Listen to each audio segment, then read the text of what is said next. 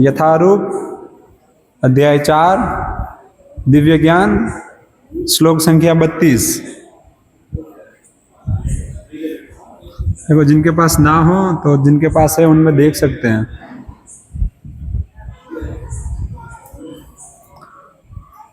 शब्दार्थ एवं बहुविधा यज्ञ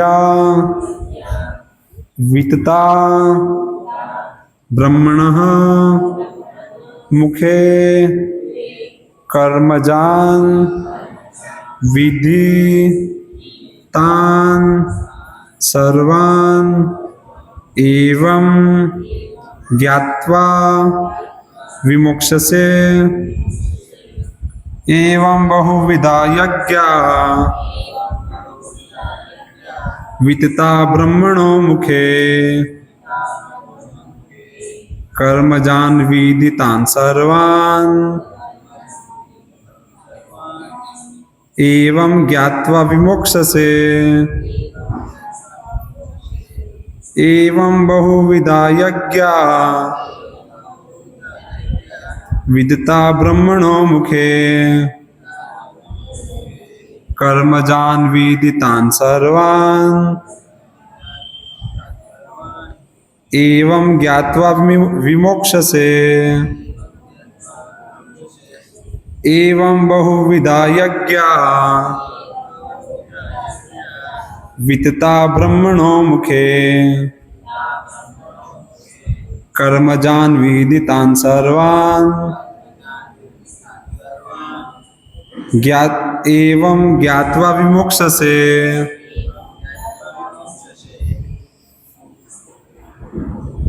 कोई गावा इच्छे छे प्रभुजीओ मध्ये उच्चारण? एवं बहुविधा यज्ञ एवं बहुविधा यज्ञ ब्रह्मणो मुखे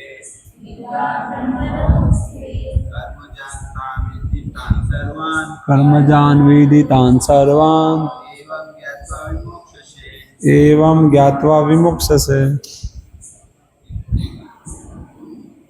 બીજું કોઈ છે પ્રભુજીઓમાં? કોઈ હજુ બોલવા માંગે છે? દિન શરણ પ્રો ના, ઠીક છે માતાજી।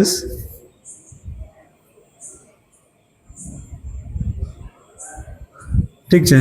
शब्दार्थ एवं इस प्रकार बहुविधा विविध प्रकार के यज्ञ यज्ञ वितता फैले हुए हैं ब्रह्मण वेदों के मुखे मुख में कर्मजान कर्म से उत्पन्न विधि जानो तान उन सर्वान सबको एवं इस तरह ज्ञात्वा जानकर विमोक्ष से मुक्त हो जाओगे। अनुवाद और तात्पर्य। कृष्ण कृपा मूर्ति अभय चरणारविंद भक्ति वेदांत स्वामी श्रील प्रभुपाद द्वारा ये विभिन्न प्रकार के यज्ञ वेद सम्मत है और ये सभी विभिन्न प्रकार के कर्मों से उत्पन्न हैं। इन्हें इस रूप में जानने पर तुम मुक्त हो जाओगे। तात्पर्य, जैसा कि पहले बताया जा चुका है, वेदों में कर्ता भेद के अनुसार विभिन्न प्रकार के यज्ञों का उल्लेख है। चूंकि लोग देहात्म बुद्धि में लीन हैं, अतः इन यज्ञों की व्यवस्था इस प्रकार की गई है कि मनुष्य उन्हें अपने शरीर मन अथवा बुद्धि के अनुसार संपन्न कर सके, किंतु देह से मुक्त होने के लिए ही इन सब का विधान है। इसकी पुष्टि यहाँ पर भगवान ने अपने श्रीमुख से की है।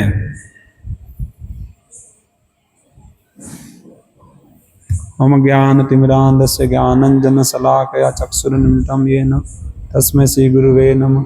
श्रीचैतन्यमनोभीष्टं स्थापितं येन भूतले स्वयं रूप कदा मह्यं ददाति स्वपदान्तिकं वन्देऽहं श्रीगुरु श्रीयुतपदकमलं श्रीगुरून् वैष्णवां च श्रीरूपं सागरजातं सहगण रघुनाथं तं सजीवं साद्वैतं सावधूतं परिजनसहितं कृष्ण चैतन्यदेवं श्रीराधा कृष्णपादान् सहगण ललिता विशाखान्वितांश्च नमो विष्णुपादाय कृष्णपृष्ठाय भूतले श्रीमते भक्तिवेदांत स्वामी निति नामिने नमस्ते सरस्वती देवे गौरवाणी प्रचारिणे निर्विशेष शून्यवादी पाश्चात्य देशतारिणे जय श्री कृष्ण चैतन्य प्रभु नित्यानंद श्री अद्वैत गदाधर श्रीवास आदि गौर भक्त वृंद हरे कृष्णा कृष्णा कृष्णा हरे हरे हरे राम राम राम हरे हरे। हरे कृष्णा।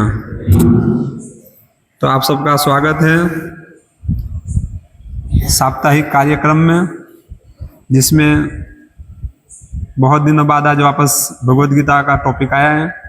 नहीं तो अभी तक हम श्रीमान जय गोविंद प्रभु द्वारा शिष्टाष्टकम पे जप कैसे करना है, किस मनोभाव से करना है, और तृणादपि सुनी चैन क्या है, वो सब चीज श्रीमान जय गोविंद प्रभु पूरा विस्तार से बता रहे थे। उस श्रृंखला में हम नहीं जाएंगे, आज हमारा अलग है, हम भगवद गीता का टॉपिक ले रहे हैं। नहीं तो आज का श्लोक बहुत ही अच्छा है। यहाँ पे भगवान क्या बता रहे हैं, एवं बहुविधा यज्ञ वितता ब्रह्मणो मुखे कर्मजान विधि तान सर्वान एवं ज्ञात्वा विमोक्षसे। के इससे पहले बहुत अलग अलग प्रकार के यज्ञों का वर्णन हुआ है, तप यज्ञ, स्वाध्याय यज्ञ। नहीं तो अभी भगवान उसका यहाँ निष्कर्ष बता रहे हैं कि सब यज्ञ क्या है, इसके पीछे का उद्देश्य क्या है, यज्ञ क्यों पालन करना है, यहाँ पे उसका बता रहे हैं। तो ये जो भी है वितता ब्रह्मणो मुखे, कि सब ब्रह्मणो मुखे, ब्रह्मणो मुखे यानी परम ब्रह्म भगवान के मुखारविंद से, या फिर ऐसे समझो कि वेदों के द्वारा। दोनों एक ही, वेद कहाँ से आ रहे हैं, भगवान के श्वास से। नहीं तो वेद क्या है, भगवान की वाणी है, भगवान का उपदेश है, और यहाँ भगवान वही चीज बता रहे हैं। तो अगर हम ये अलग अलग प्रकार के जो यज्ञ हैं इसको पालन करेंगे तो परिणाम क्या मिलेगा, कर्मजान विधि तान सर्वान एवं ज्ञात्वा विमोक्षसे।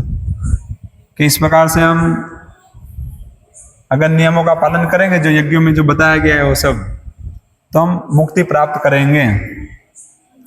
नहीं मुक्ति प्राप्त करना मतलब क्या है,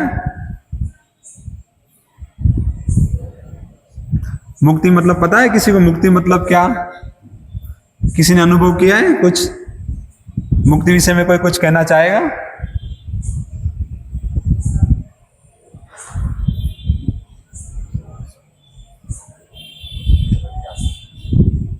भौतिक जगत की आसक्ति से इच्छाओं को खत्म करना, भौतिक जगत की इच्छाओं को, आसक्तियों को खत्म करना, ठीक है। और मुक्ति की और क्या परिभाषा हो सकती है, ये एक है कि भौतिक जगत की जो आसक्ति है, जो इच्छाएं हैं, उसको खत्म करना, वो मुक्ति है। मैं और भी बोलूंगा, लोग आ रहे हैं अभी, आ जाने दो, तब तक थोड़ा चर्चा हो जाए ऐसा, नहीं तो बाद में जो पीछे आएंगे वो रह जाएंगे, वो क्या टॉपिक समझ में नहीं आएगा। तो 5 मिनट पहले चर्चा कर लेते हैं, आप लोग की क्या अंडरस्टैंडिंग है। तो मुक्ति मतलब क्या, और कोई बताना चाहेगा माता जी में? मुक्ति जन्म मृत्यु के चक्र में से निकलना, मुक्ति, ठीक है। और थोड़ा विस्तार से मतलब, ठीक है, भगवान के धाम में जाना, ठीक है। और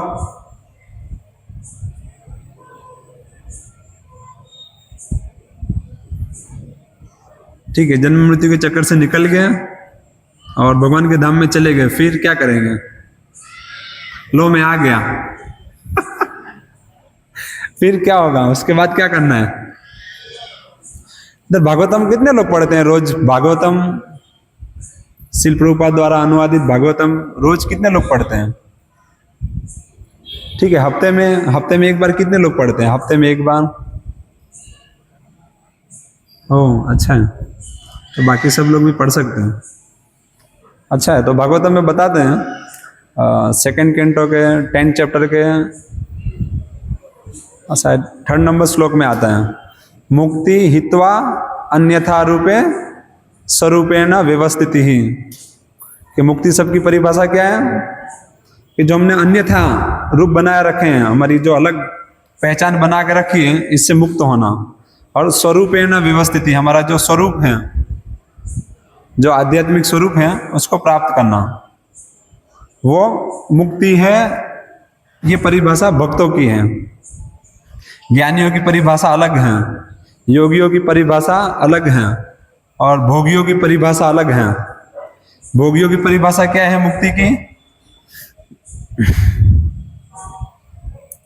जो भोगी हैं, भोगी मतलब ज्यादातर जो इस जगत में रह रहे हैं, जो भोग करना चाह रहे हैं इस प्रकृति का, सब संसाधनों द्वारा, अपनी इंद्रियों द्वारा यहाँ भोग करना चाह रहे हैं, उनकी परिभाषा क्या है मुक्ति की? बच्चे बड़े कर, पहले सबसे पहले खुद पढ़ाई करना, फिर एक अच्छा डिग्री प्राप्त करना, फिर जॉब मिलना उस हिसाब से, फिर अच्छी सुंदर पति पत्नी, मतलब स्त्री को पुरुष और पुरुष को स्त्री मिलना, फिर उसके आगे और संतान उत्पन्न होना, फिर संतान को बड़ा करना, उनको शिक्षित करना, उनको यूके कनाडा भेजना, फिर एक बड़ा घर, कुछ गाड़ियाँ, बैंक बैलेंस और बच्चों की शादियाँ। उसके बाद क्या हो गया? वो भोगे, अभी मुक्त हो गए, अभी हमको कुछ काम शेष नहीं बचा।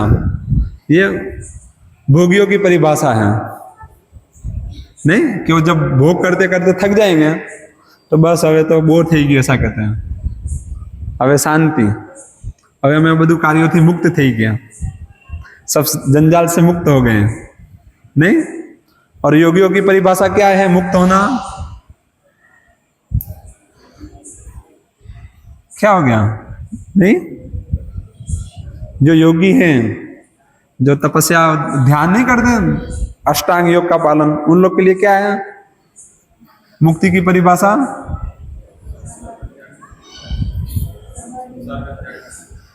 संसार का त्याग करना। अच्छा, और ब्रह्म में लीन हो जाना। ठीक है, और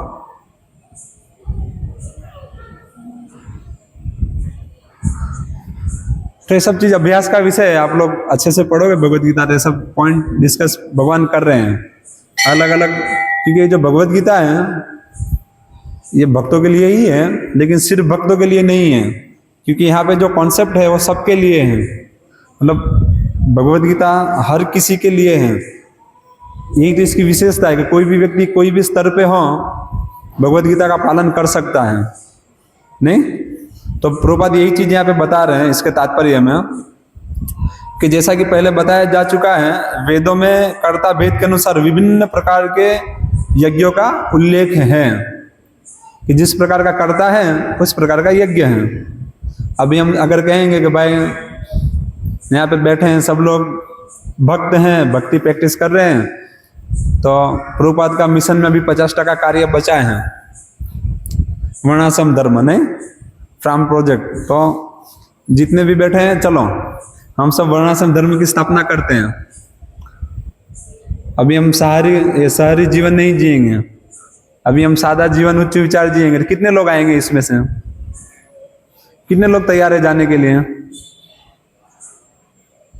कोई है? नहीं है तैयार? नहीं, तो अभी क्या किया जाए? उन लोग के लिए कैसे होगा? तो इस प्रकार से कि एक ही नियम सब पालन नहीं कर सकते, नहीं, तो वो व्यक्ति जिस स्तर पे है उस स्तर से उसको कैसे उठाना, वो वेदों का ये भाग है। कि हर किसी को, अभी कोई व्यक्ति है जो मंदिर नहीं आ सकता, तो वो कैसे भगवान की सेवा करेगा? तो ठीक है, आप मंदिर नहीं आ पा रहे हो तो आप मंदिर आने की इच्छा, प्रगाढ़ इच्छा, माम इच्छा तो धनंजय, मुझे प्राप्त करने की इच्छा डेवलप करो। वैसे हम मंदिर आने की इच्छा अंदर अपना बढ़ा सकते हैं, नहीं? और हमारी जो जीविका है, हम जो कमा रहे हैं, अपनी आमदनी है, उसमें से कुछ पैसा हम भगवान की सेवा में लगा सकते हैं। तो इस प्रकार से हम यहाँ नहीं आके भी भक्ति में कुछ ना कुछ शुरुआत हो गई, हमारा कहीं ना कहीं स्तर से शुरुआत हो गया है। तो वैसे ही कोई व्यक्ति है जो यहाँ आ रहा है, लेकिन हो सकता है वो ज्यादा समय ना दे पाए, तो ठीक है, जो कम समय आप दे पाओ, आधा घंटा 1 घंटा झाड़ू मार सकते हो, पीछे कुछ बर्तन क्लीन कर सकते हो, तो उनके लिए वो सेवा है। अभी कोई व्यक्ति और है कि शायद वो इस प्रकार की फिजिकल सेवा भी ना कर पाए, लेकिन उसके पास कांटेक्ट है दूसरों का, तो फिर फोन पे बैठा बैठा दूसरों को भगवत गीता वितरण कर सकता है, श्रीमद् भागवतम सेट दे सकता है, तो भी भक्ति का एक अंग हो गया। समझ रहे हो कि भाई एक ही चीज सब पालन नहीं कर सकते हैं, लेकिन क्यों नहीं कर सकते? क्योंकि लोग अलग अलग स्तर पे हैं।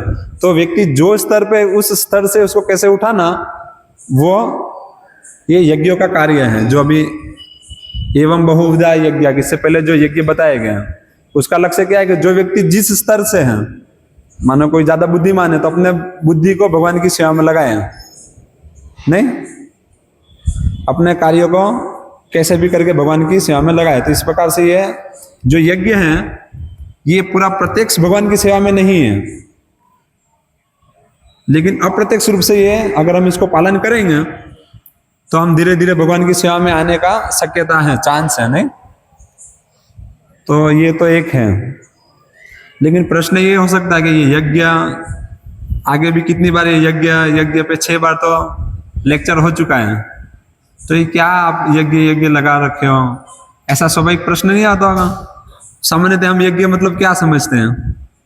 जैसे कई बार बता चुका हूं कि एक बहुत बड़ा हवन कुंड, वहाँ एक यजमान है, एक ब्राह्मण है, कुछ मंत्रों का उच्चारण कर रहा है, नहीं?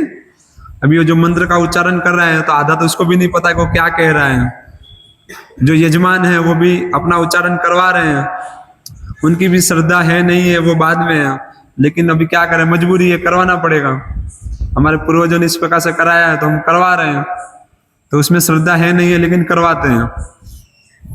और उसका जो फल है, फल क्या चाहते हैं लोग? सुखी होना, कि हम इतना बड़े बड़े यज्ञ करेंगे, हमारी नामना होगी, हम सुखी होंगे, और इस प्रकार से गर्वित होते हैं। तो सामान्यतः जब हम यज्ञ समझते हैं तो कुछ इस प्रकार से ही हमारे दिमाग में आता है। ये तो कुछ जो थोड़े बहुत सुकृतिवान व्यक्ति हैं उनके विचार में आता है। कुछ इस प्रकार से भी हैं जो नास्तिक हैं, तो उनके विचार से क्या है ये यज्ञ? एक प्रकार की एक अंधविश्वास, नहीं कि हाँ ठीक है, कुछ लोग हैं ऐसे, वो पहले से करते आ रहे हैं, कुछ करते हैं ऐसा, ठीक है, इतना अच्छा लोगों को परेशान नहीं कर रहे हैं, अपने अपने मिलके कुछ कर रहे हैं, लेकिन इससे सब कुछ नहीं होगा, ये तो सब पिछड़े हुए लोग हैं, ये सब प्रगति करने से रह गए हैं। ज्यादातर लोगों की ये मनोधारणा है, क्योंकि हम तो प्रगतिशील, हम प्रगति कहाँ तक जा रहे हैं? अभी हम चांद पे चले गए, अभी प्लान हमारा उससे भी ऊपर जाने का है, और ये लोग अभी भी यही फंसे पड़े हैं एक अंधविश्वास में। ज्यादातर लोगों की ये धारणा है, नहीं? उनको क्या लगता है कि इस प्रकार से ये यज्ञ कर रहे हैं, ये जो धुआं कर रहे हैं, इससे क्या लाभ होगा? कुछ लाभ नहीं होगा, ऐसा कुछ भी नहीं है। ये इस प्रकार के जो नास्तिक लोग हैं उनके विचार हैं, नहीं? तो ऐसा और भी बहुत कुछ है, अलग अलग लोगों के विचार हैं, अलग अलग धारणाएं हैं। ऐसा क्यों है? क्योंकि लोग जो इस प्रकार से कार्य कर रहे हैं, कुछ लोग, ज्यादातर लोग तो नहीं कर रहे हैं, लेकिन जो कर भी रहे हैं वो भी नहीं जान रहे कि इसके पीछे का उद्देश्य क्या है, मुझे ये क्यों करना है, उनको नहीं पता है। अब उनको नहीं पता है तो जब उनसे कोई पूछता है तो वो जवाब नहीं दे पाते हैं। तो उनको जो बचपन से प्रशिक्षण दिया जा रहा है पढ़ाया जा रहा है कि हाँ ये तो शास्त्र तो सब दंत कथाएं हैं, तो ऐसे ही हैं। और यहाँ पे जब उनको उस प्रकार का आंसर नहीं मिलता है तो वो कन्विंस हो जाता है कि हाँ ठीक है, देखो सही है, ये तो सिर्फ ऐसे ही है, इसे कुछ लाभ होने वाला नहीं है। तो इस प्रकार की समस्याएं हैं बहुत सारी अलग अलग। इसका समाधान क्या है? समाधान यही है, भगवत गीता को पढ़ा जाए अच्छे से, गंभीरता से। जब हम भगवत गीता को गंभीरता से पढ़ेंगे तो वहां सारी चीजों का बताया ही गया है, पहले से ही विवरण है, क्यों है, किस लिए हैं, क्या कारण से हैं। नहीं तो अगर हम ये सब कुछ समझ के करेंगे तो हमको लाभ होगा। क्या लाभ होगा? मुक्ति प्राप्त करेंगे। हर कोई मुक्त होना चाह रहा है, नहीं? मुक्त होना चाह रहे हैं कि नहीं चाह रहे हैं सब?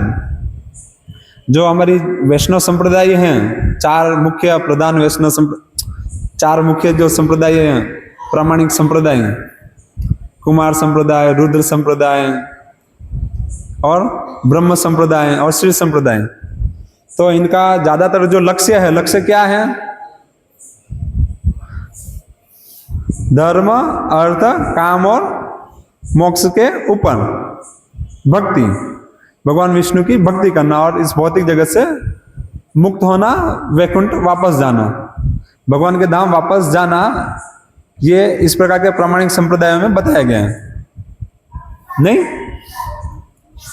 तो ये सब चीजें तो ठीक है, सुनने में अच्छा लगता है, मुक्ति, मुक्त होना है, लेकिन पहले तो ये समझना पड़ेगा कि हमको मुक्त होना है, सच में होना है, हम पहले बद्ध है कि नहीं है। क्वेश्चन तो ये है, क्योंकि मुक्ति सुनते ऐसा लगता है कि हाँ कोई व्यक्ति को ऐसे जंजीर में बांधा गया हो, उसको सिकड़ के एकदम रखा गया ऐसा, या उल्टा लटकाया गया तो उसको छोड़ना वो मुक्ति। हमारे दिमाग में कैसी छवि आ जाती है। तो हम तो पहले से ही मुक्त हैं, हमारी इच्छा है तो हम आ सकते हैं, इच्छा नहीं है तो नहीं आएंगे मंदिर, है कि नहीं है? हमारी इच्छा होगी तो हम भोजन करेंगे, नहीं इच्छा होगी तो नहीं करेंगे। तो हम तो मुक्त हैं, तो फिर प्रभु जी कैसी बात कर रहे हैं मुक्ति की?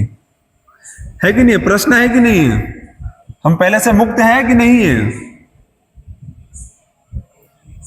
क्या लगता है कि बद्ध हैं? क्या है हम?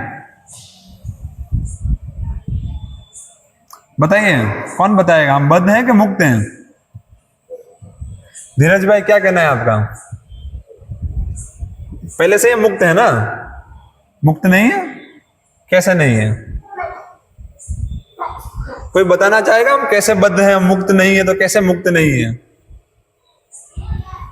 माता जीओ में सबको मुक्ति चाहिए, नहीं? तो पहले तो ये समझना पड़ेगा ना, मुक्ति तो कब चाहिए? देखो हम खाना कब ढूंढते हैं? जब हमको लगता है हमको भूख लगी है कि नहीं है? खाना की आवश्यकता कब है? जब भूख लगी। अगर पेट भरा है तो खाना की कोई वैल्यू नहीं है। अगर हम आपका पेट भरा है ना, आपको कोई रसगुल्ला ला के दे, गुलाब जामुन ला के दे, मट्टी है, किसी काम का नहीं है वो। क्यों? क्योंकि पेट भरा है। और पेट जब खाली होगा तो क्या होगा? मानो कोई व्यक्ति 2-3 दिन का भूखा है तो उसके लिए रोटी तो गुलाब जामुन जैसी लगेगी, मिठास आएगा, खाली रोटी में मिठास आएगा। क्यों आएगा? क्योंकि उसको अनुभव हो रहा है ना कि उसको भूख लगा है। तो वैसे ही अभी हम मुक्ति की बात कर रहे हैं, तो मुक्ति ठीक है, क्या है, पका रहे हैं, थोड़ा ऐसा है तो सही है, क्योंकि हमको जरूरत ही नहीं, हम तो पहले से ही मुक्त हैं, हम तो अपनी इच्छा से कार्य कर रहे हैं। जो बद्ध होगा वो मुक्ति की बात करेगा, जो जेल में है वो मुक्ति की बात कर रहे हैं। हम सब तो पहले से ही मुक्त हैं, है कि नहीं है? तो पहले प्रश्न तो ये होगा हम बद्ध है कि नहीं है? बद्ध है तो कैसे हैं? तो कोई बताना चाहेगा हम कैसे बद्ध हैं? ये सब सिंपल।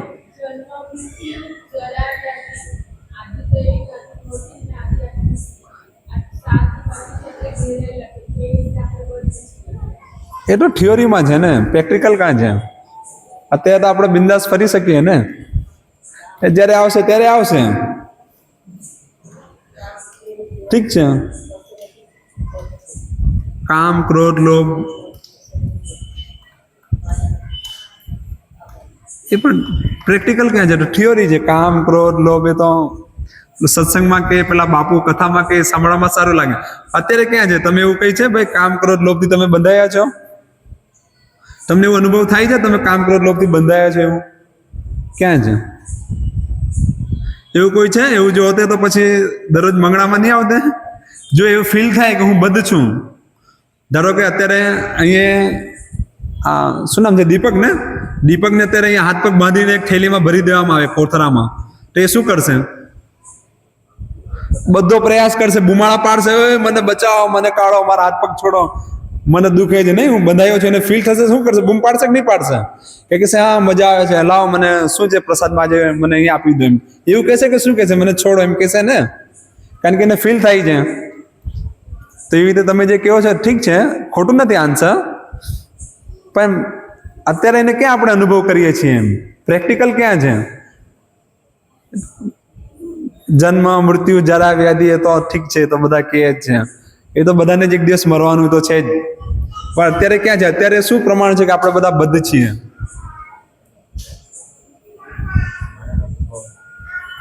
માયાના પ્રભાવ, માયાનો પ્રભાવ છે જબરજસ્ત. હા, એ તો જવું પડશે. યસ, બરોબર છે. નીતિનભાઈ, તમે બતાવવા માંગશો આપણે બધા બદ્ધ કેવી રીતે છીએ?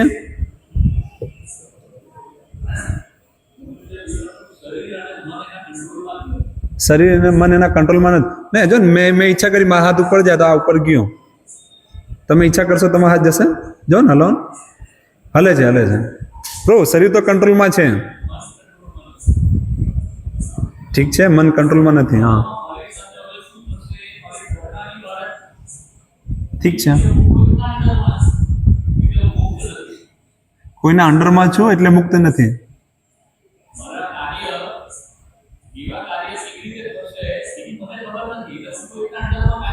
યસ,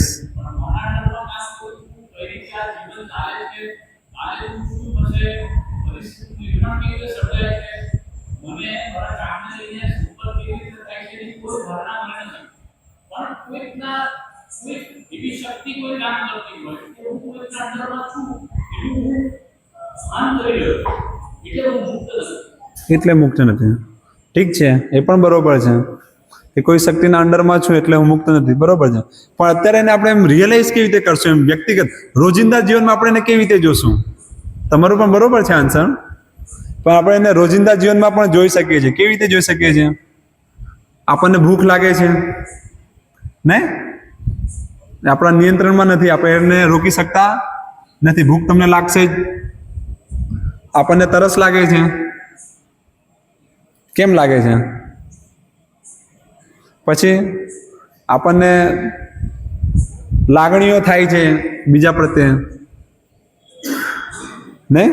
એટલે પેલું જન્મ, મૃત્યુ, જરા, વ્યાધિ તો 4 દુઃખ તો છે, ભાગવતમ કહે જ છે, પણ ભગવદ્ ગીતા તો કહે જ છે, પણ શ્રીમદ ભાગવતમ એને હજુ વધારે ઉપરના સ્તર પર લઈ જાય છે, કે એના ઉપર છે શું છે? ભૂખ, પ્યાસ, મોહ. તો આ બધી વસ્તુથી આપણે જોશું આપણે બદ્ધ છે, પણ હજુ ખ્યાલ નહીં આવશે. એમ આ બધું પણ થિયોરીમાં જ ગયું.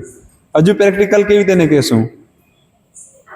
આ પણ છે, ભૂખ તો છે જ, તો બધા આપણે એવી રીતે છીએ. એટલે આ બધા આન્સર બરોબર જ છે, પણ ભગવદ્ ગીતામાં હજુ ડિટેલમાં બતાવ્યું છે એમ કે આપણે બધે માટે છીએ, કારણ કે આપણે પ્રકૃતિના 3 ગુણના અંદર આવી ગયા છે હવે. નહીં, શરૂઆતમાં આપણી જે સ્વતંત્ર ઈચ્છા શક્તિ હતી, જે જીવની જે અલ્પમાત્રામાં એની સ્વતંત્ર ઈચ્છા શક્તિ છે, એ જ્યારે આ જગતમાં આવે છે, પ્રકૃતિના 3 ગુણનો જ્યારે સંગ કરે છે, તો એ પોતાની સ્વતંત્ર ઈચ્છા શક્તિને પણ ગુમાવી દે છે. એવું સંભવ છે, પણ એવું જ થાય છે.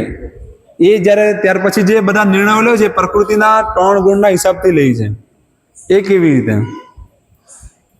તો ભગવાન ભગવદ્ ગીતામાં એ બતાવે છે. પ્રકૃતિ, પુરુષ અને ચેતના, તમે જોશો પ્રકૃતિના 3 ગુણ એ 2 ચેપ્ટરમાં, તો તમને મળશે કે એ જીવાત્મા જે ગુણનો સંગ કરે છે શરૂઆતમાં, પછી એ ગુણ એને કાર્યમાં લાવે છે. ને જેવી રીતે ઉદાહરણ રૂપે કોઈ વ્યક્તિ છે, શરૂઆતમાં પોતાની સ્વતંત્ર ઈચ્છા શક્તિથી એની ઈચ્છા થાય છે મારે સિગરેટ પીવી છે, તો એ એની ઈચ્છાથી સિગરેટ પીવે છે. પણ શું થશે? જ્યારે સિગરેટ પીવાનું ચાલુ કરશે તો ધીરે ધીરે ધીરે એની સંકલ્પ શક્તિ થશે એટલે એની આત્મા કમજોર થશે એની સંકલ્પ લેવા માટે, ને ધીરે ધીરે શું થશે, એક દિવસ એવો થશે કે એ સિગરેટ એને પીશે અને એ કંઈ નહીં કરી શકશે, ત્યારે એની સ્વતંત્રતા જતી રહેશે. નહીં, એની ઈચ્છા હશે, જેવી રીતે અહીંયા ઘણા લોકો છે જે લોકો આવી રીતે ઈચ્છા કરે છે કે મારે સવારે જલ્દી ઉઠવાનું છે, મારે 4 વાગે ઉઠી જવું છે, જપ કરવું છે, મંગળા આરતીમાં જવું છે, પછી માળા કરવી છે, એવું ઘણા લોકો ઈચ્છા કરે છે, પણ ઈચ્છા પૂરી નહીં થાય છે. કેમ કેમ નહીં થાય? એની તો ઈચ્છા છે, તો ભગવાન કેમ નથી પૂરી કરતા? અહીંયા જેટલા પણ છે બધાની ઈચ્છા તો છે ને આવી રીતે ભક્ત બનવાનો, પ્રચારક, મોટા પ્રચારક બનવાનું, નહીં છે કે નથી? બધા ભગવત ધામ જવા માંગે છે, તો કેમ એવું નથી થતું?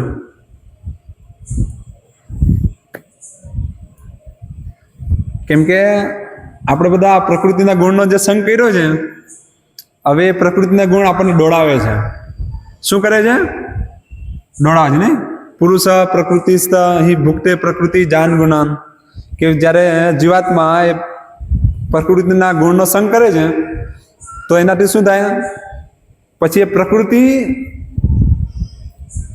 પુરુષ પ્રકૃતિસ્થ હિ ભુક્તે પ્રકૃતિ જાન ગુણાન કારણમ ગુણ સંગસ્ય સત અસત યોની જન્મીશું, કે જ્યારે એનું કારણ શું છે? જ્યારે પ્રકૃતિના ગુણનો એ સંગ કરશે તો એ સંગ પ્રમાણે બધા કાર્યો કરશે, પ્રકૃતિના ગુણ એનાથી કાર્ય કરાવશે. એ નહીં ઈચ્છતો. જેવી રીતે ઘણી વાર શું થાય છે, કોઈ વ્યક્તિ આજુબાજુમાં જે રહેતા, ધારો કે 2 જણ રહેતા હોય આજુબાજુમાં, તો પેલો વ્યક્તિ વિચારે છે કે હું મારા પડોશી સાથે ઝઘડો નહીં કરીશ, એની પૂરી ઈચ્છા હોય છે. પેલો ગમે તેટલું કહેશે હું એને કંઈ નહીં કહીશ, હું ઝઘડીશ નહીં, એની ઈચ્છા હોય છે. પણ જ્યારે પેલો જ્યારે કંઈ કહે છે, આની એવી ઈચ્છા છે કે હું નહીં ઝઘડીશ, પણ જ્યારે એ કહેશે ત્યારે ઝઘડી લેશે.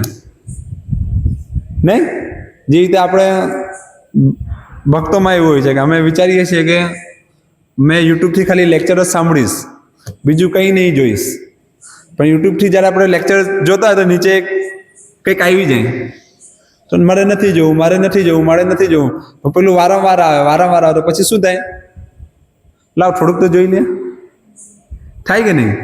પછી આપણે એને ક્લિક કરી દઈએ, લાવ થોડુંક જોવા દે, ને પછી શું થાય? પેલું લેક્ચર સાઈડમાં જતું રહે ને પેલું કલાક, 2 કલાક, 3 કલાક ચાલે.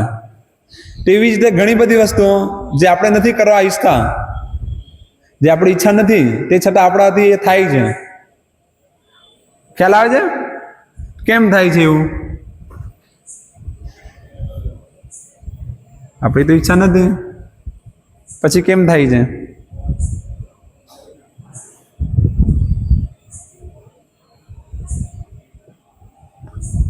કોઈ જવાબ નહીં આપવા માંગતા?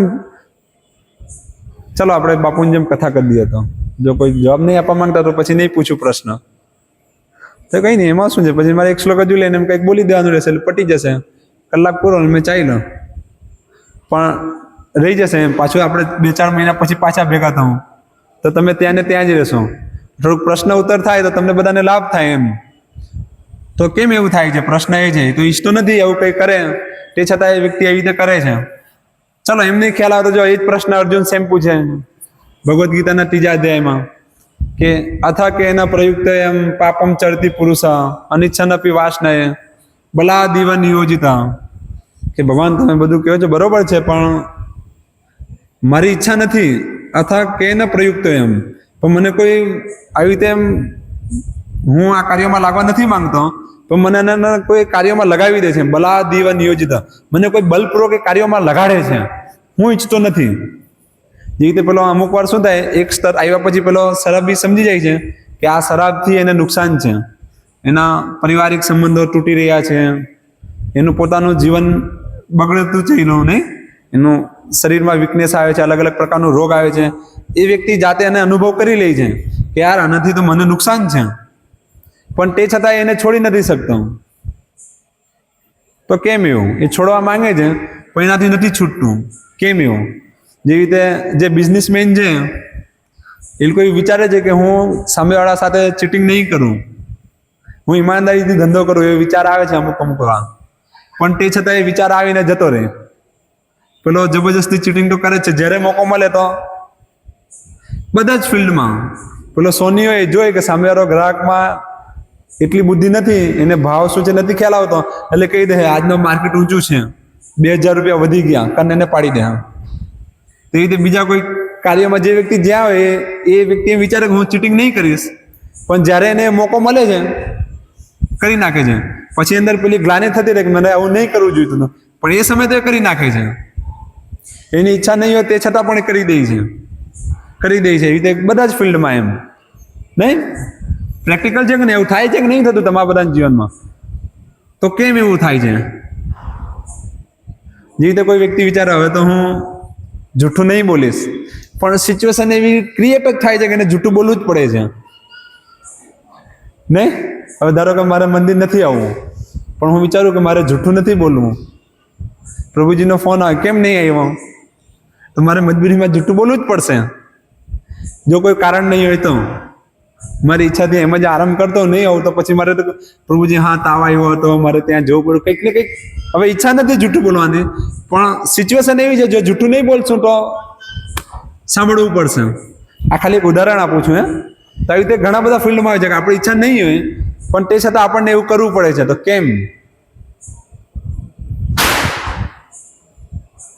કેમ એવું થાય છે?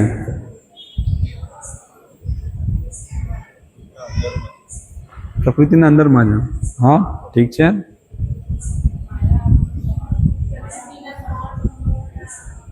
પ્રકૃતિના 3 ગુણો દ્વારા નિયંત્રિત છે. હા બરોબર છે. પછી બીજું એ તો છે જ,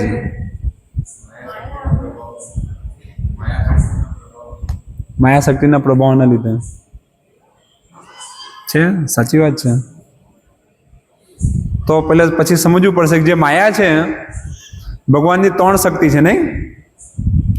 એમ ટેકનિકલ વર્ડમાં આપણે કહીએ તો એમ તો પરાશ શક્તિ વિવિધેવ સુયતે, ભગવાનની ઘણી બધી શક્તિઓ છે. સ્વાભાવિક જ્ઞાન બલ ક્રિયા છે. ઉપનિષદમાં અલગ અલગ જગ્યાએ બધા નતસ્ય શું છે, નતસ્ય કાર્ય કારણમ ચ વિદ્યતે નત સમ અભ્યધિક્ષ દૃશ્યતે સ્વાભાવિકી શક્તિ. શું છે, કોઈને યાદ છે? કઈ નહીં, પણ એ છે કે ભગવાનની બહુ બધી શક્તિઓ છે ત્યાં એ બતાવે છે. પરાશ શક્તિ વિવિધેવ સુયતે, સ્વાભાવિક જ્ઞાન બલ ક્રિયા છે. ભગવાનની બહુ બધી શક્તિઓ છે, પણ 3 શક્તિ જે છે એ મુખ્ય છે. કઈ 3 શક્તિ? હા, અતરંગા શક્તિ, બહિરંગા શક્તિ ને તટસ્થ શક્તિ. તો અતરંગા શક્તિ આધ્યાત્મિક જગતમાં છે, બહિરંગા શક્તિ અહીંયા છે જે આ ભૌતિક જગતનું સંચાલન કરે છે. અને જીવાત્મા કઈ શક્તિ છે? તટસ્થ શક્તિ છે. તો તટસ્થનો મતલબ શું થયો? વચ્ચેની શક્તિ નહીં, ઉપર, વચ્ચે અને નીચે. તો માયા જે છે એનું કાર્ય ક્યાં છે? આ જગતમાં છે. હે ભગવાનની જે ઉત્કૃષ્ટ શક્તિ છે, જે ભગવાન ભગવદ્ ગીતાના 4થા અધ્યાયમાં 7મા અધ્યાયના 4થા શ્લોકમાં બતાવે છે. ભૂમિરપો અનલ વાયુ ખમન બુદ્ધિ એ વચ અહંકાર ઇતિ મેં ભિન્ના પ્રકૃતિ અષ્ટધા. પછી એના આગળનો શું શ્લોક છે? અપરેયમ તુ ઇતમસ્તુ અન્યામ, અપરેયમ ઇતમસ્તુ અન્યામ પ્રકૃતિ વિધિ મે પરામ જીવ ભૂત મહાભાવો એ ઇદમ ધાર્યતે જગત. કે આ નિકૃષ્ટ શક્તિ, આ શક્તિ સિવાય આનાથી ઉપરની એક શક્તિ છે, ચડિયાતી શક્તિ છે, જીવ ભૂત. જે આ શક્તિથી ચડિયાતી છે, જે ચડિયાતી શક્તિ દ્વારા જગત ચાલે છે. એમ કોઈ પણ કાર્ય ચાલે છે તો એ જીવાત્માના લીધે ચાલે છે ને. એમ જ્યાં સુધી એના અંદર જીવાત્મા નહીં આવે કાર્ય નહીં ચાલે. કોઈ પણ કાર્ય હોય, ધારો કે આ સ્પીકર ચાલે છે, એટલે આ માઇક ચાલી રહ્યું છે, કેવી રીતે ચાલે છે? માઇક તો પોતામાં જડ છે, પણ એ કેવી રીતે કાર્ય કરી રહ્યું છે? આના પછાડી એક જીવ છે ને, એ તમને આમાં દેખાતો નથી. ક્યાં છે જીવ? આમાં તો નથી. પણ આ માઇક કેવી રીતે ચાલે છે? તો આના અંદર અલગ અલગ પ્રકારનું એલ્યુમિનિયમ છે, લોખંડ છે, તાર છે, બહુ બધી વસ્તુ ત્યાં બનાવવામાં આવ્યું છે. અને એના અંદર આ કરંટનો પ્રોસેસ છે. તો આ કરંટ ક્યાંથી આવી રહ્યું છે? તો એક મીટરમાંથી આવે છે ને. મીટરમાં ક્યાંથી આવે છે? ખાંભલામાંથી આવે છે. ખાંભલામાંથી ક્યાંથી આવે છે? તમે જ્યારે જશો તો જોશો પેલું ક્યાંથી આવે? જીબીમાંથી આવે ને. જીબી વાળો ક્યાંથી લાવે છે કરંટ? તો તમે જોશો છેલ્લે કોઈ એક વ્યક્તિ છે, એક જીવ છે, જે જ્યાં કરંટને ઉત્પન્ન કરી રહ્યો છે, એટલે એક જગ્યાએથી બીજી જગ્યાએ લગાવી રહ્યો છે, તો આ એક જીવના નિયંત્રણમાં છે. જો જીવાત્મા નહીં હોય તો એ નહીં ચાલે. નહીં તો આખું જગત જે ચાલે છે એ ભગવાનની જે આ ભૌતિક શક્તિથી ઉપરની જે શક્તિ છે, પરાશક્તિ, એના દ્વારા ચાલે. એટલે આ જીવાત્મા, જીવભૂત મહાભાવો એ એકદમ ધાર્ય તે જગત. જે જીવ છે, જે જીવાત્મા છે, જે જીવભૂત એટલે જે જીવાત્મા છે એના દ્વારા આ પ્રકૃતિ કાર્ય કરે છે. તો કહેવાનો મતલબ શું છે કે જે માયા છે, જે બહિરંગા શક્તિ છે, એ જીવાત્માને કંટ્રોલ નહીં કરી શકે. કહેવાનો મતલબ એ છે સિમ્પલ શબ્દમાં કે જીવાત્માથી માયાથી ઉત્કૃષ્ટ શક્તિ છે જીવાત્મા, એનાથી ચડિયાતી છે. તો ચડિયાતી છે તો એને કેવી રીતે નિયંત્રણ કરશે? તમે કહો માયા દ્વારા થાય છે, માયા એવું કરાવે છે. એની ઈચ્છા નથી પણ માયા એને એવી રીતે કરાવે છે. તો ક્વેશ્ચન એ છે કે માયા કેવી રીતે કરાવે? માયા તો નિકૃષ્ટ શક્તિ છે. માયા સંકલ્પ તોડે, ઠીક છે, હશે કેવું સંકલ્પ? પછી પ્રશ્ન આવશે ને, એનું વિવરણ કેવી રીતે થશે? માયા સંકલ્પ તોડે,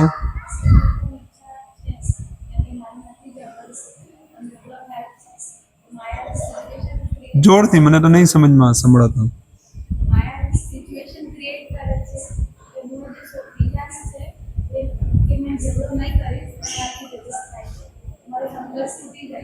તો માયા એવું સિચ્યુએશન કરે છે, ઠીક છે, પણ ભલે માયા કરતી હોય, આપણે તો માયાથી ચડિયાતા છીએ. નહીં, પ્રશ્ન છે ને, આપણે તો માયાથી ચડિયાતા છીએ. માયા એવું એરેન્જમેન્ટ કરે છે, ઠીક છે, પણ આપણે તો એનાથી ઉપરની શક્તિ છે. તો કેમ આપણે એના બંદોબસ્તમાં, એના શું કહેશું એમ, એના અંદરમાં કેવી રીતે આવી જઈએ છીએ? આપણે તો એનાથી ચડિયાતા છીએ. બધા સિમ્પલ પ્રશ્ન છે, એવું નહીં. આ તો ભાગવતમથી પહેલે જ આ બધા પ્રશ્ન પ્રભુપાદ, આ જે પણ પ્રશ્નો કરી રહ્યો છું, પ્રભુપાદ એમની બુકમાં આ પ્રશ્ન જાતે કરે છે અને પછી એનો આન્સર આપે છે. પાછો પ્રશ્ન કરે છે, આખું તમે પ્રભુપાદના પરપોટ ધ્યાનથી વાંચજો. તો પ્રભુપાદ શું કરે છે? જાતે ક્વેશ્ચન ઊભા કરે છે અને એ ક્વેશ્ચનનો આન્સર પછી આપે છે. કોઈ પણ તમે વૈદિક શાસ્ત્રો લઈ લો, કોઈ પણ, એ શું છે? તો પ્રશ્ન અને ઉત્તર છે. આ ભગવદ્ ગીતા શું છે? પ્રશ્ન અને ઉત્તર છે. નહીં, ધૃતરાજ પૂછે છે ભાઈ શું થયું? તો સંજય બતાવે છે. પછી અર્જુન પૂછે છે મારે નથી લડવું, શું કરવું? હવે ધર્મ વિમોડ છે, હું ધર્મથી વિમોહિત થઈ ગયો, તમે કહો મારે શું કરવું જોઈએ? પ્રશ્ન કર્યો, એનું આન્સર છે. ખ્યાલ આવે છે? એવી રીતે તમે કોઈ પણ વસ્તુ લઈ લો. મહાભારતની શરૂઆત ક્વેશ્ચન આન્સરથી થાય છે. રામાયણનું ક્વેશ્ચન છે. શ્રીમદ ભાગવતમ ક્વેશ્ચન આન્સર છે. ત્યાં સુદ ગોસ્વામી થી સોનક મુનિ પૂછી રહ્યા છે, બતાવી રહ્યા છે. એનાથી પહેલા સુખદેવ ગોસ્વામી થી પરીક્ષિત મહારાજ પૂછી રહ્યા છે, બતાવી રહ્યા છે. તો આખું શાસ્ત્ર તમે ગમે તેવું છો, ઉપનિષદ ક્વેશ્ચન આન્સર છે. તો કેમ એવું છે? કારણ કે ક્વેશ્ચન જે છે, જ્યારે આપણે ક્વેશ્ચન કરશું, ક્વેશ્ચન ત્યારે કરશું જ્યારે ક્વેશ્ચન શું છે સમજમાં આવશે. ક્વેશ્ચન પૂછવું કેવી રીતે સમજમાં આવશે. જ્યારે આપણે ક્વેશ્ચન કરશું તો એનો આન્સર આવશે. એટલે જો ને, વેદાંત સૂત્રનું પહેલું સૂત્ર શું છે? અથા તો બ્રહ્મ જિજ્ઞાસા. જિજ્ઞાસા શું છે? પ્રશ્ન છે ને. જિજ્ઞાસા શું હોય? જિજ્ઞાસાને કેવી રીતે આપણે લાવશું કાર્યમાં? પ્રશ્નો દ્વારા. ભાઈ આ શું છે, આ શું છે, આ બ્રહ્મ શું છે? પ્રશ્ન જ છે ને. તો આવી રીતે પ્રશ્ન ઉત્તર હોવું જોઈએ. આજે સામાન્ય કેવું હોય, લોકોનો અનુભવ કેવો હોય, પેલો બાપુની કથા વાળું હોય કે પેલો બેસીને 1 કલાક બોલીને જતા રહે ને પેલો સાંભળે ને ઠીક છે.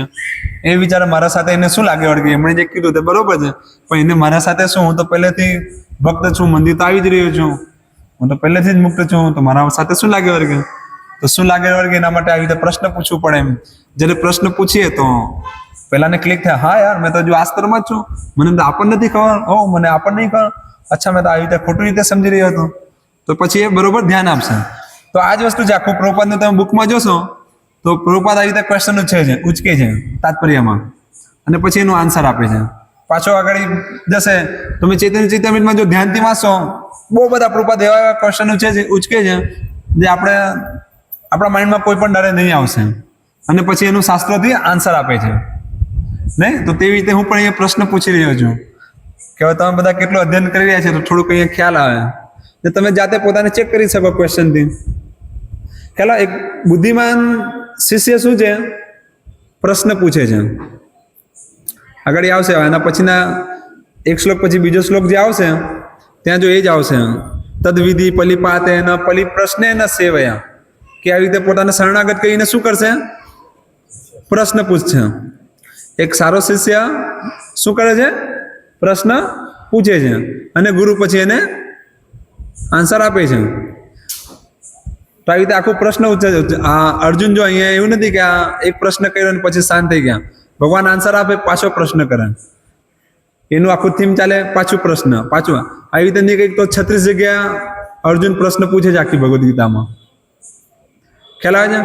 બ્રહ્મ શું છે, અધ્યાત્મ શું છે, આદિદેવિક શું છે, આદિ ભૌતિક શું છે, એને કેવી રીતે ઓળખી શકાય, સ્થિત પ્રજ્ઞાનું શું છે, એના શું લક્ષણો, કેવી રીતે ચાલે, કેવી રીતે બોલે, કેવી રીતે બેસે.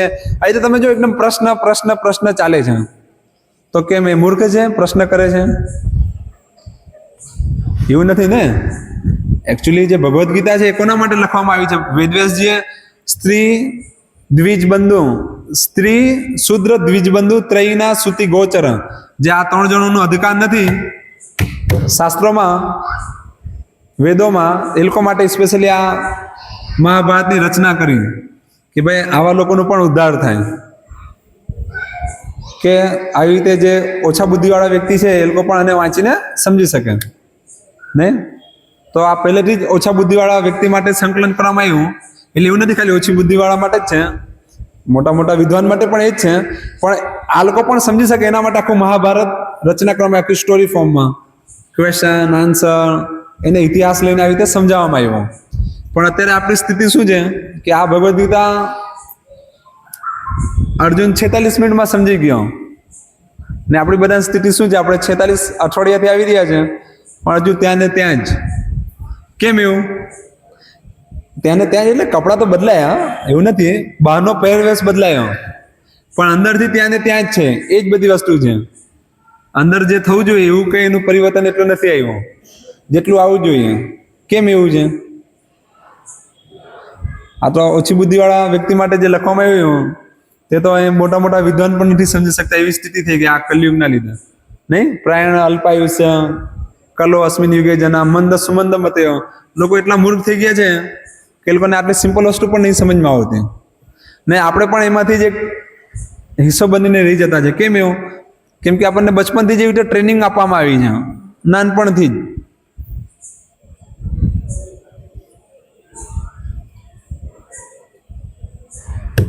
તમે લોકો યાદ નહીં કર્યું? મેં આ ગુજરાતીમાં બોલવા લાગ્યો, કોઈ યાદ કેમ નહીં કર્યું?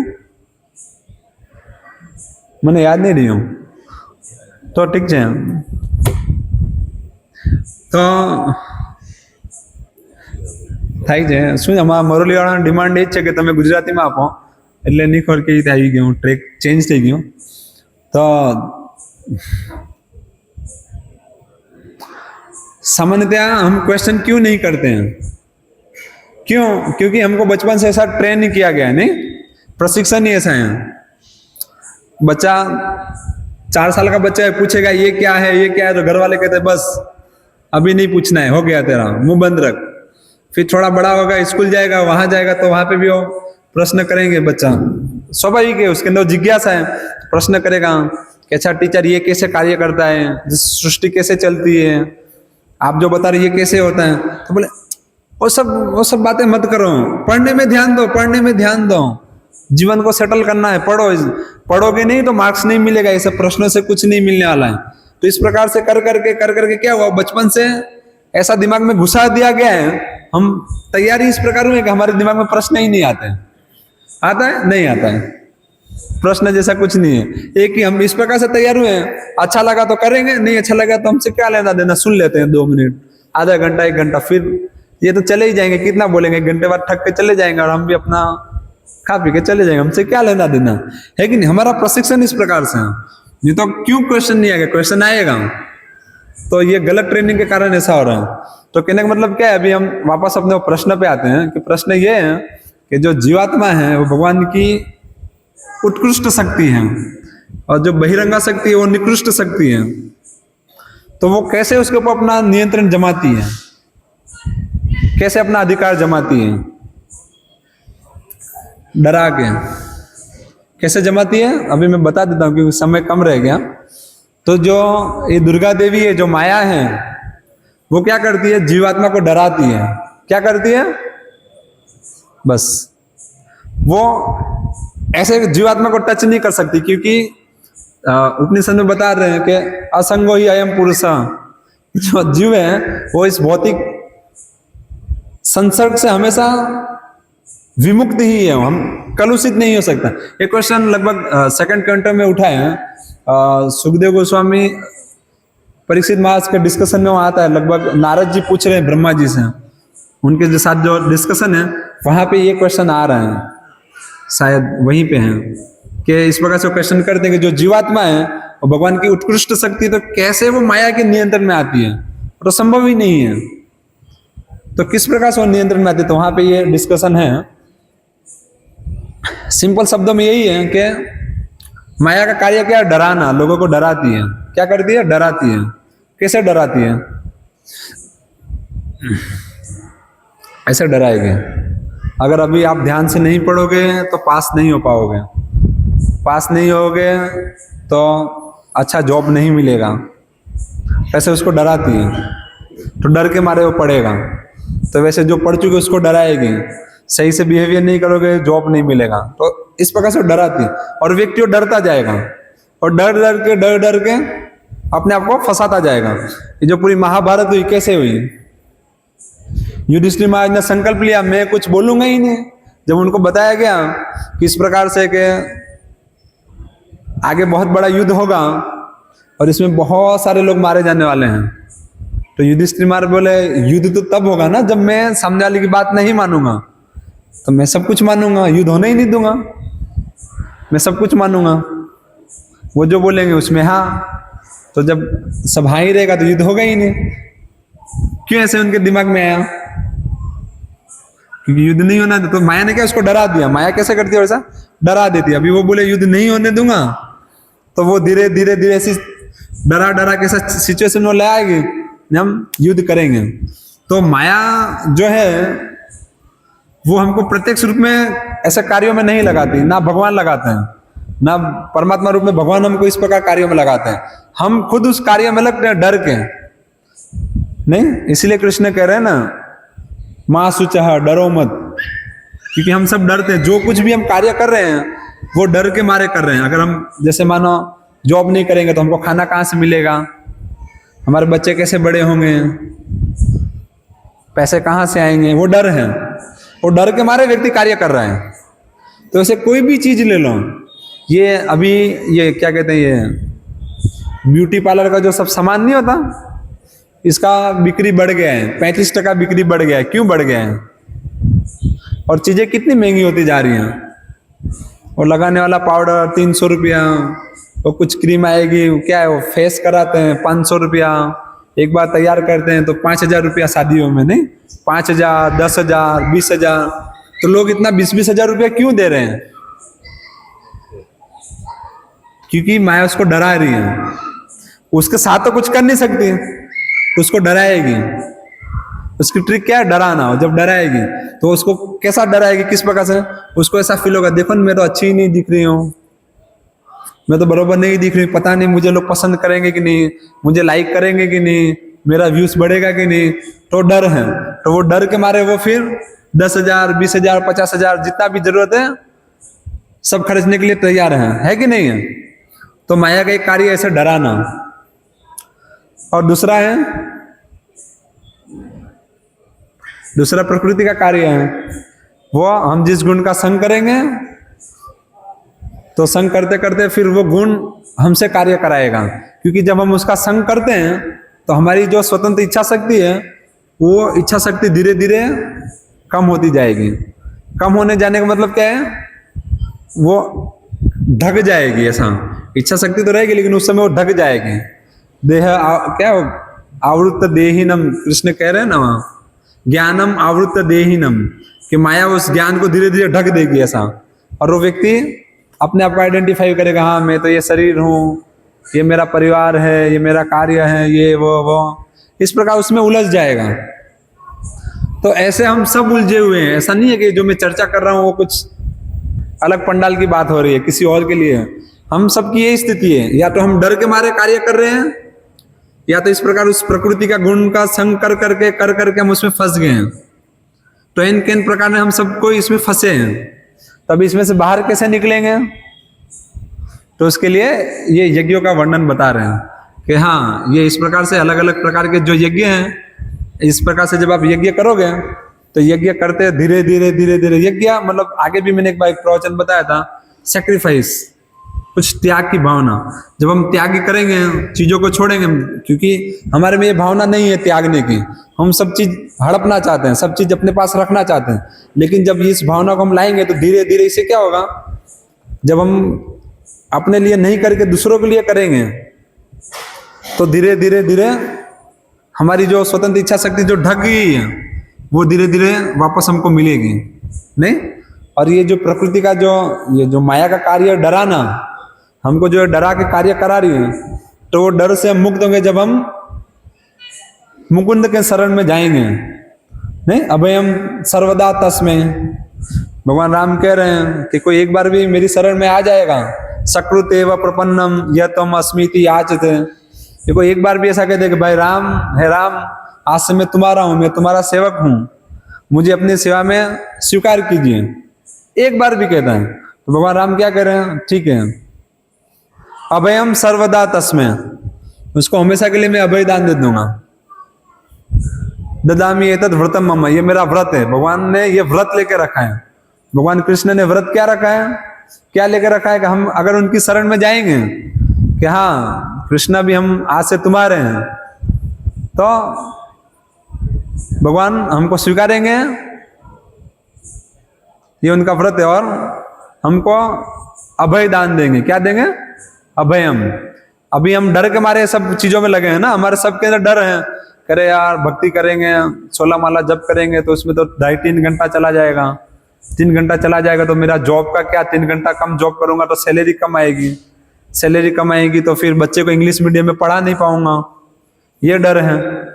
जो बिजनेसमैन है उनको डर है यार 3 घंटा इसमें चला जाएगा तो उतनी मेरी आमदनी कम हो जाएगी, तो वो डर है। इसे सब डर रहे हैं ना, सब डर के मारे कार्य कर रहे, तो ये डर चला जाएगा। अभयम, अभय मिलेगी, अभय दान मिलेगा। हो सकता है भगवान की शरण में आने के बाद में भी हम इन अनर्थों से मुक्त ना हो पाए तुरंत। जैसे ये पंखा, प्रभुपाद उदाहरण देते हैं कि जैसे पंखा है तो पंखा भी चल रहा है नहीं, लेकिन अगर हम वहां से स्विच बंद कर देंगे तो क्या होगा, तुरंत बंद नहीं होगा, पंखा तो चलेगा, ठीक है ना। लेकिन अगर हमने स्विच बंद कर दिया है तो कुछ समय बाद में ये पंखा बंद हो जाएगा, लेकिन अगर स्विच बंद नहीं करेंगे तो पंखा बंद नहीं होगा।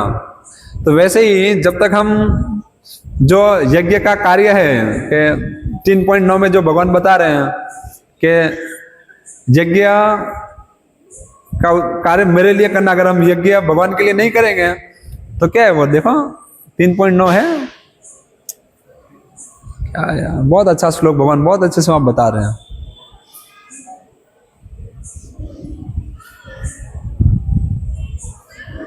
कि अगर हम यज्ञ के लिए कार्य नहीं करेंगे तो हम कर्म बंधन में फंस जाएंगे।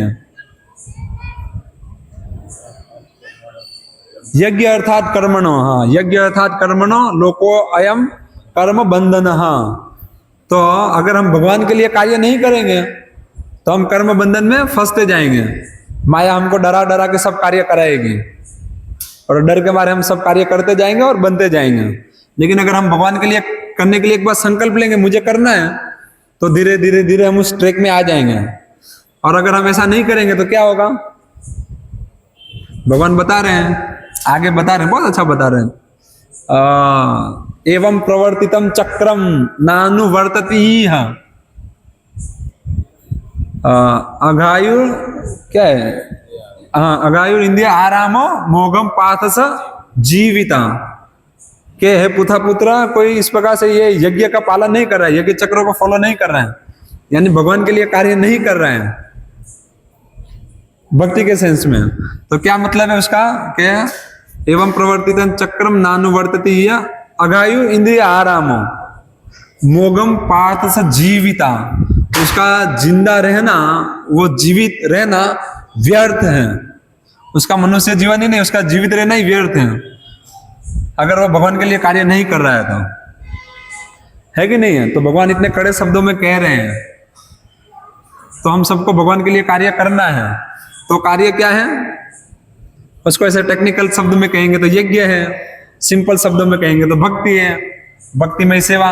तो अगर हम भक्तिमय सेवा करेंगे गंभीरता से, इस प्रकार से चीजों को समझते हुए, तो शुरुआत में वो सब अनर्थ रहेंगे, लेकिन धीरे धीरे जो भागवतम बता रही है कि अनर्थो अपशयन साक्षात भक्ति योग अधोक्षजे, के जो अनर्थ से मुक्ति कैसे होगी? हम जब अधोक्षज की भक्ति में लगेंगे, भगवान कृष्ण की भक्ति में लगेंगे, तो धीरे धीरे हम अपने अनर्थों से अपने आप मुक्त हो जाएंगे। तो ये जो माया का डर है, प्रकृति का गुण का जो संग है, अज्ञानता है, सब चीजें धीरे धीरे धीरे धीरे लुप्त हो जाएगी और हम वापस मुक्त हो जाएंगे। जो हमारी ये स्थिति नहीं है, यहाँ इस जगत में रहना, जीवात्मा को एक शरीर मिलना, वो उसके लिए अपमानजनक है, कलंक है, अभिश्राप है। ऐसे अलग अलग शब्दों में ऐसा कह सकते हो कि सबसे बड़ा कलंकित व्यक्ति है जिसको शरीर मिला है। ये हड्डी चमड़ी का थैला प्राप्त करना अपने आप में क्या है? कलंक है। कलंक को दूसरे शब्दों में क्या कहेंगे? बदनामी है क्या? कैसे कहेंगे? कलंक दूसरा सेंस क्या है कलंक का? लांछन। हाँ, लांछन ठीक है, उसमें भी पूरा सेंस नहीं आता, कह सकते हैं। और कुछ है? कलंक को कुछ दूसरे शब्दों में कैसा कैसा सिंपल वर्ड? ठीक है, बेइज्जती है, ये अच्छा है, लगभग सब समझेंगे। नहीं, बेइज्जती नहीं कहते तमें मने मान नहीं आई, अपमान है, बेइज्जती है, कलंक है, ऐसा। तो ये अपने आप में बेइज्जती है ये शरीर प्राप्त करना, क्योंकि ये शरीर हमको मिलना ही नहीं चाहिए था, लेकिन हमको मिला है। ठीक है, अभी मिला है तो प्रभुपाद हमको बता रहे घाटा का सौदा का सर्वोत्तम उपयोग। सर्वोत्तम उपयोग कैसे है? अभी जो मिला है उसको लगा दो। स्थान स्थितात श्रुतिगताम तनुवान मनोबी, जिस स्थान पे हो, जिस जगह पे हो, जिस स्थिति में हो, वो सब चीजों को लगाओ भगवान की सेवा में। और इस चीज को गंभीरता से समझो। भगवत गीता जो है उसको गंभीरता से, इस प्रकार से, जिस प्रकार से अर्जुन समझ रहे हैं, ऐसे समझने का प्रश्न करो। और जो चीजें ना समझ में आए तो वो मैं कई बार बता चुका हूँ, जो समझाने वाले हैं उनसे पूछो, डिस्कस करो, समझो। अगर इस प्रकार से नहीं करोगे तो खावा दावा दुकान ही रह जाएगी। आओगे, खाओगे, जाओगे, कुछ बाहर से चेंज होगा, लेकिन हम वही के वही बने रह जाएंगे। ठीक है, तो हम यहीं पे अभी विराम करेंगे। हरे कृष्णा। श्रील प्रभुपाद की जय। किसी का कुछ प्रश्न है? एक मिनट, प्रश्न पूछ रहा हूं ना। किसी का कुछ प्रश्न है इस विषय में? कोई कुछ पूछना चाहेगा?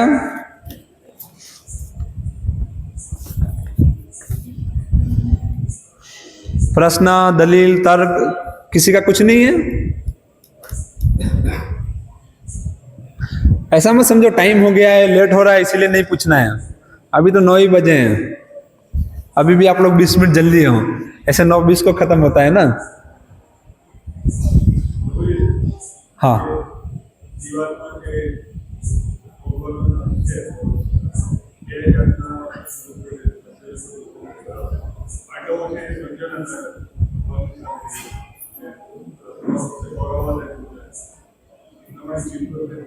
जीव तो छे। हाँ,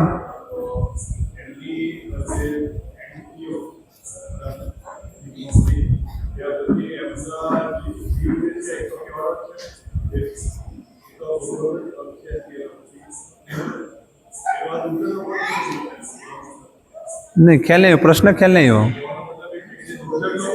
हाँ हाँ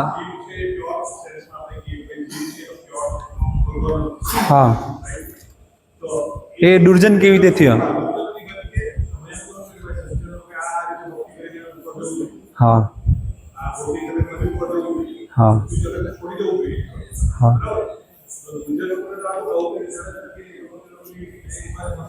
हाँ हाँ हाँ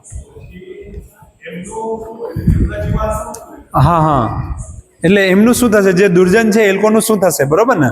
ક્વેશ્ચન એ છે, જો એમનો પ્રશ્ન એ છે કે તમે કહો છો આ જગત સજ્જન લોકોને રહેવા માટે નથી, તો આ બધા જેવી રીતે કૌરવ અને પાંડવને ઉદાહરણ આપ્યા છે.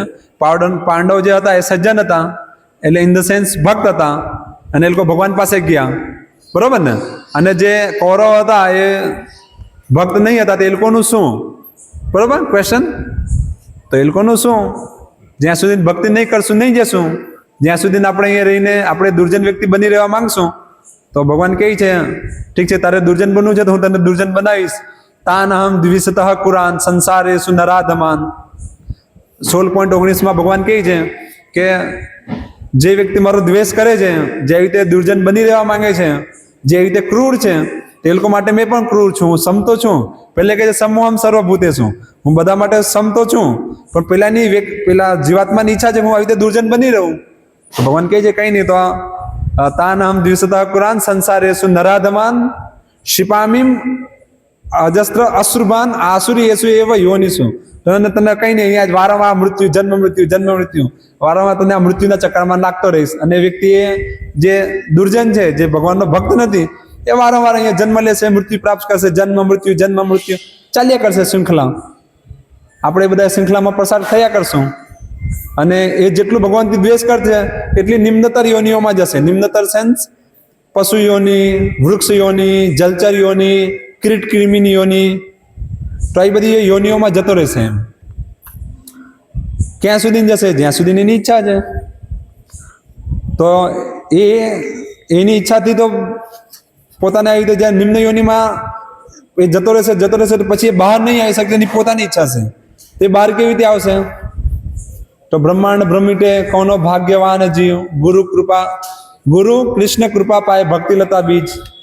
તો ભગવાન અને ભગવાનના ભક્તોની કૃપાથી આવી રીતે જેવી રીતે આપણે બધા દુર્જન છે, પણ આપણને પ્રભુપાદની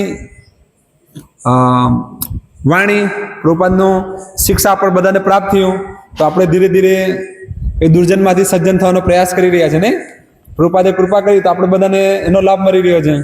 તેવી રીતે જે સાધુ છે તે આવી રીતે બીજાનો પર અહેતુકી કૃપા કરે છે. સામેવાળાની યોગ્યતા કઈ નહીં, યોગ્યતા વિચારે કીછું નહીં પાય, એમ કઈ યોગ્યતા નહીં, પણ સાધુ એના પર કૃપા કરે છે ને એને આવી રીતે ધીરે ધીરે બતાવે છે એને પ્રસાદ આપશે, હરિનામ આપશે, આપશે. તો ધીરે ધીરે ચાન્સ છે એને આવવાનો, નહીં તો અહીંયા રહેશે અનંતકાળ સુધી. આપણે બધા અહીંયા એવું નથી કે અત્યારે 200 વર્ષ પહેલા અહીંયા આવ્યા છે આ જગતમાં, અનંતકાળથી અહીંયા સડી રહ્યા છે.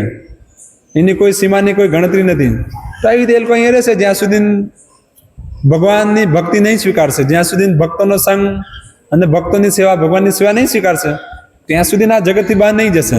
એટલે ભગવતધામ વાપસ નહીં જશે. બરોબર ને? ખ્યાલ આવે છે? સંતુષ્ટ છો તમે? શું લાગે છે? ઠીક છે. બીજો કોઈનો કઈ પ્રશ્ન છે?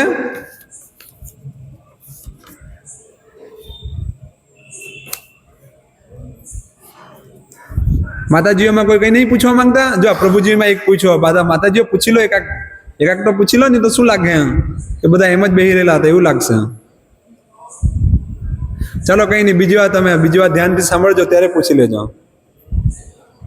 શું 1100 છે લક્ષ્મી છે? આ વાંચવાનું છે કે પેલું મોટું વાંચવાનું?